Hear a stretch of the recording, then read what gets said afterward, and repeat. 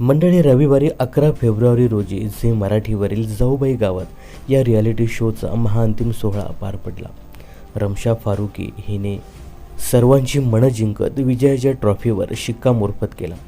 आज जाऊबाई गावात या शोच्या पहिल्या पर्वाची विजेती होण्याचा मान रमशाला मिळाल्याने तिच्यावर प्रेक्षकांनी अभिनंदनाचा वर्षाव सुरू केला. रमशा विजेतेपदाची खरी दावेदार होती आणि तिने सगळ्या मोहिमा यशस्वीपणे पार केल्या होत्या. रमशाची हेअरस्टाईल गावातल्या मुलींनीही कॉपी केली होती.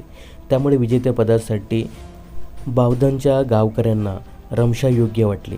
4 डिसेंबर 2023 रोजी बावधन गावात सुरू झालेल्या या रियालिटी शोची 11 फेब्रुवारीला सांगता झाली.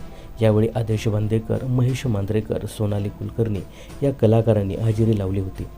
बिग बॉसच्या वादग्रस्त शोला फाटा देत जाऊबाई गावात या शोनेही प्रेक्षकांची मनं जिंकून घेतली. पण आता या शोवर आणि शोच्या आयोजकांवरती प्रेक्षक नाराज असल्याचं कळतंय. तर जाऊबाई गावात या शोच्या विजेतेपदाच्या बक्षिसाची रक्कम कमी करून देण्यात आल्याने प्रेक्षकांनी थोडीशी नाराजी दर्शवली आहे. रमशा फारुकी हिला विजयाच्या ट्रॉफीसह 20 लाखाची बक्षीस रक्कम देण्यात आली. खरं तर विजेत्याला 25 लाख रुपये देण्याचे सांगण्यात आले होते. खरं तर काही भागापूर्वीच सूत्रसंचालक हार्दिक जोशीने या रकमेबाबत एक विधान केलंही होतं. काही कारणास्तव बक्षिसाची रक्कम कमी करण्यात आली. त्यामुळे रमशाला 25 लाखाऐवजी 20 लाख रुपये देण्याचे ठरले.